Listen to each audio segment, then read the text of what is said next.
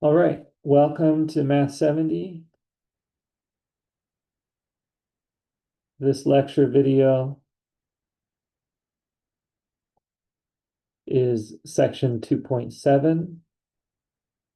It's about an idea called the line of best fit.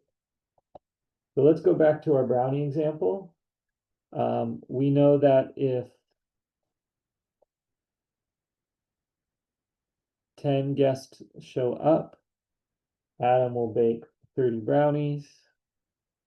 We know that if 18 guests show up, Adam will bake 50 brownies. And let's suppose that 15 guests show up and Adam baked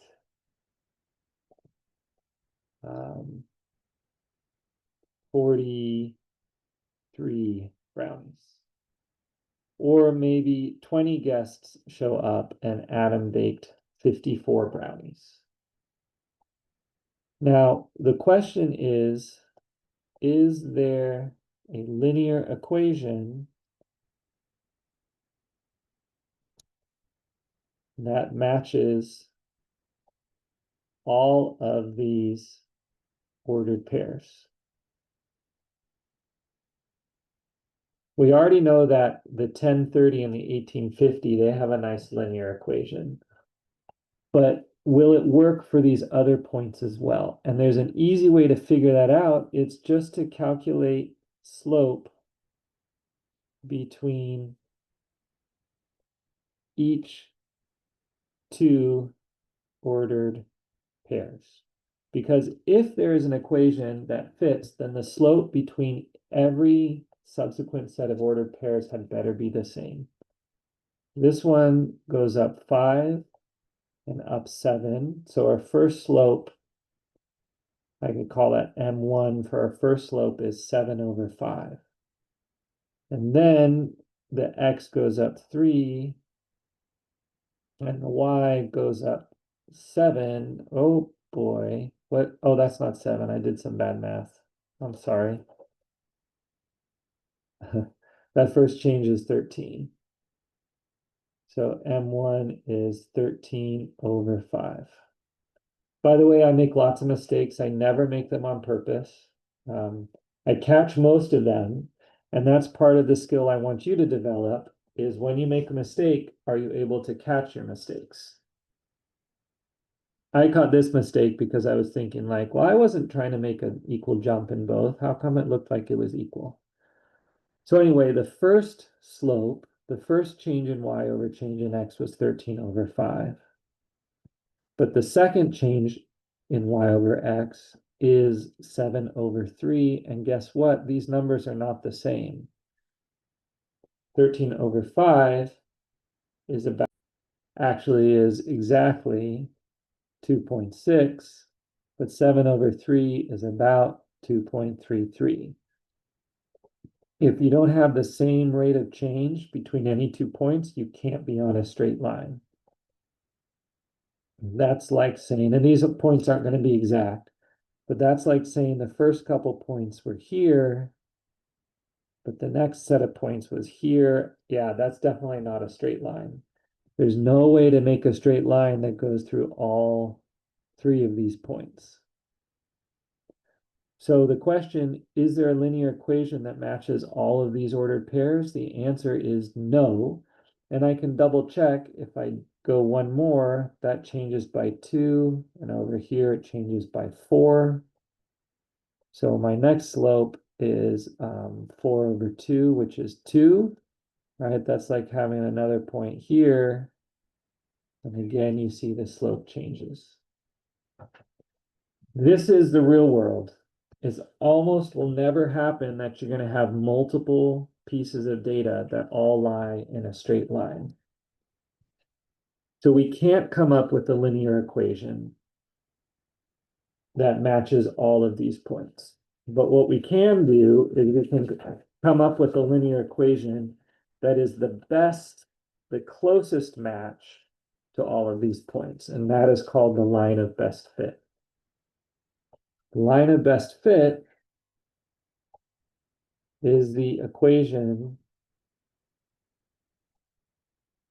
that is the best match to the points, even though it won't be perfect.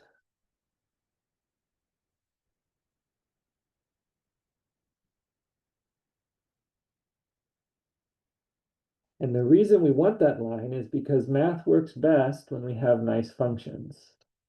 I could take my data here and draw this picture, but then the math I would use for this picture is not going to be very easy to use. I would rather get a straight line that is close to it, and let's say good enough, and then use that line. So if I were to try to get a line that best fits this data, it wouldn't go through any of those points probably. It would probably actually look something like this. Right? Every point is a little bit off, but overall they pretty much follow this nice straight line. This is the line of best fit. And because it's a line, it does have an equation. And your homework asks you to find equations of lines of best fit and maybe use those to make predictions. Your homework says to use a graphing calculator. Do not use a physical graphing calculator. I'm going to show you how to use it, how to use Desmos. And Desmos is absolutely the way I want you to do all of these exercises. So let me bring Desmos up and switch my screen over.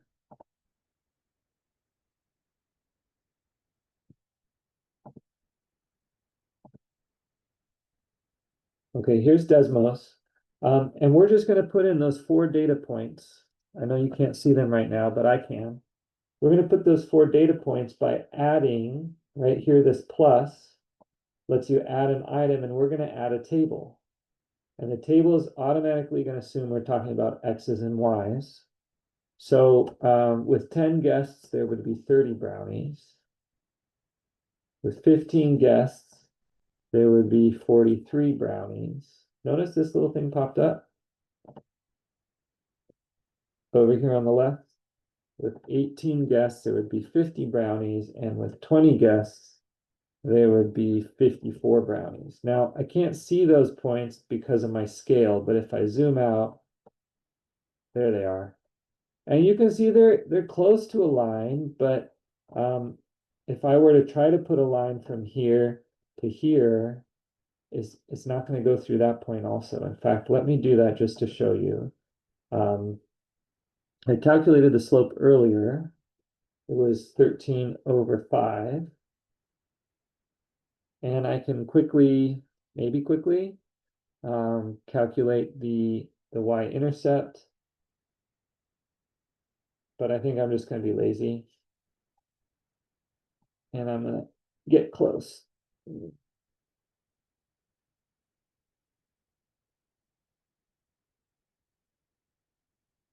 There.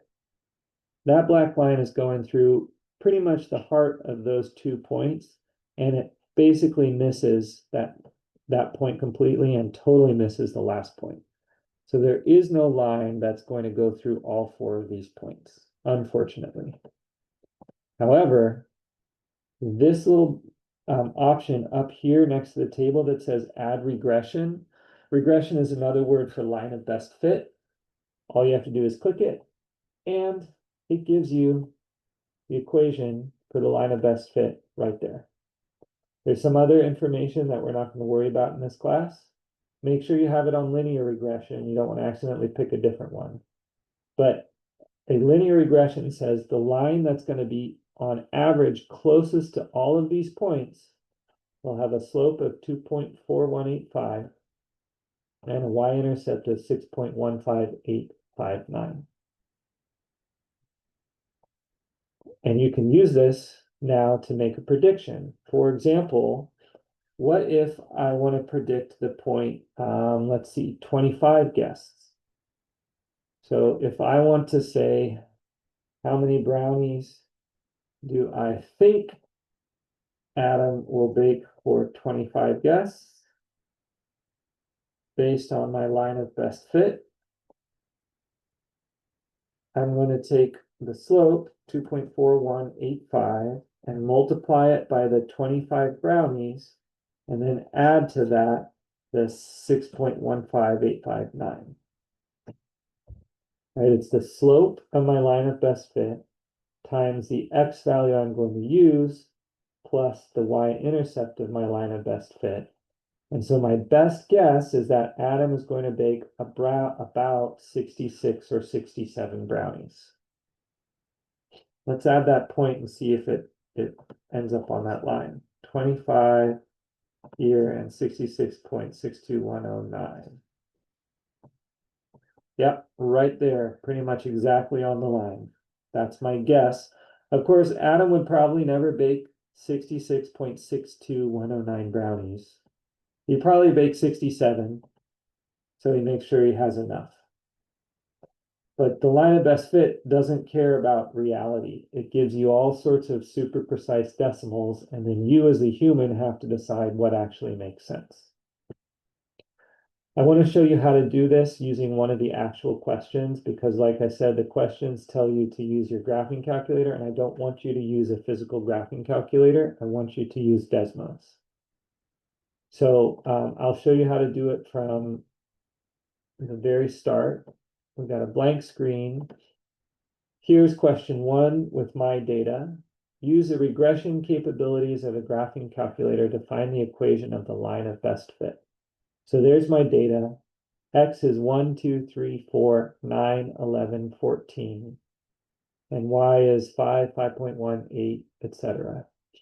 So I'll go over here to desmos.com/calculator and add a plus table, and I'll put my X values in. I'll probably have to hop back and forth a little bit to remember. 1, 2, 3, 4, 5, 9, 11, 14.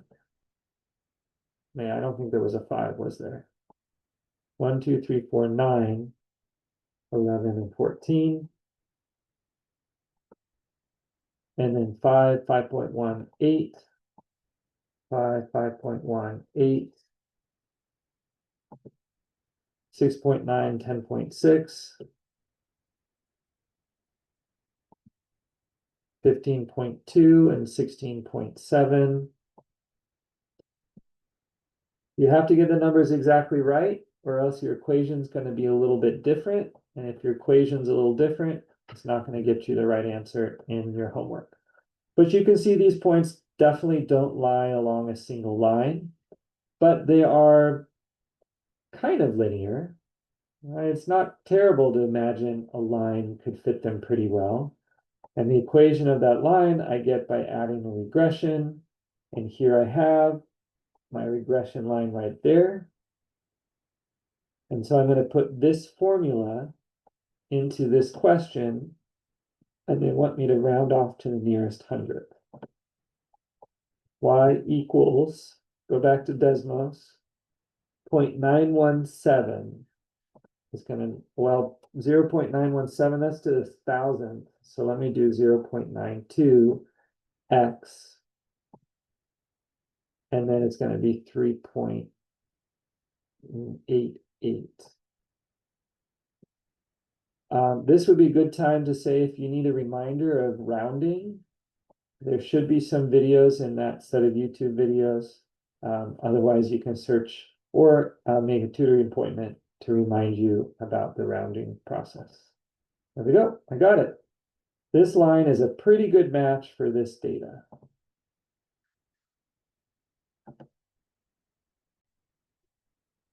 I'm going to be happy to show you another one. And I'm actually going to show you this word question because it also asks you to use that equation to predict other points.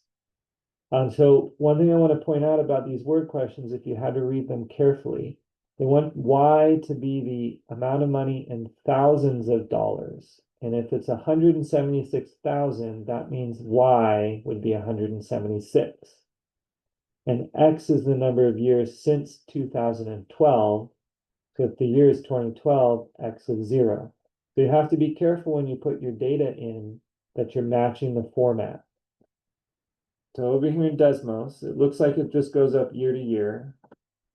Well, I'm gonna say 2012 is year 0.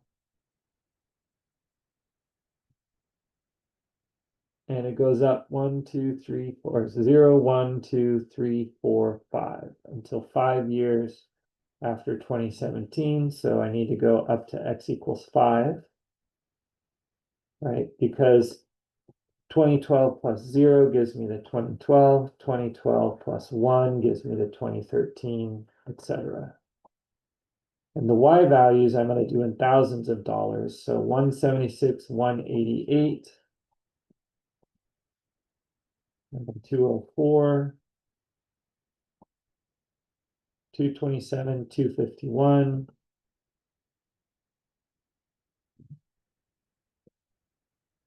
And I think the last one was 287. Yep. All right, again, I can't see the points on there because of the scale. If you ever want to change the scale, you can zoom in, you can zoom out, but you can also go over here to the wrench. And my x values went between 0 and 5, so I'll just go from -2 to 7. And that's going to give me a scale that's a lot easier to see those points. Yeah, they're pretty linear, but also, again, they're not in a perfectly straight line. There's the line of best fit, which doesn't match any of the points perfectly, but which gets pretty close to all of them. And here's my formula. I wonder if I can actually copy and paste that formula right there. I can, but I still have to round values off. So the nearest hundredth, I'm just going to delete that. And the nearest hundredth, I'm going to delete that. And now I can use that formula to predict how much money will be spent on football in the year 2027. So back here in Desmos, I'll remind myself that if the year is 2027, X should be 15. So I'm going to take 2.19. I'll do the rounding now and see if it works. 21.91 times the 15 years plus the 167.38, $496,000, right? With an extra 3. So that'd be $496,030. So that's my answer. Let's see if they want it in thousands of dollars or just dollars. So it says predict the amount of money. They're not saying anything about whether it should be thousands of dollars or not. So let me just try 496.03. Let me try the exact number. Oops, I wanted to do submit. No, I got it wrong. And so my first instinct should be, I did the math right. Maybe I just didn't put the answer in the way they wanted. So if I put it in as the actual money instead of as thousands of dollars, then I did get it right. And the amount of money that will be spent on football in the year 2043. So let's go do that. So first we remind ourselves that, let's see, 2043 minus 2012, that's going to be 31. So I could just change this right there and make it a 31. So that would be 846,590. And so let's copy and paste that over. And got that one too. So that's how you approach these questions. Lines of best fit are super important when you work with actual data. But everybody who does lines of best fit always uses technology. And at this point, graphing calculators, I don't really count those as technology. So again, I want you using Desmos for this. It'll make it so much easier. That's the end of our video. Thanks for watching.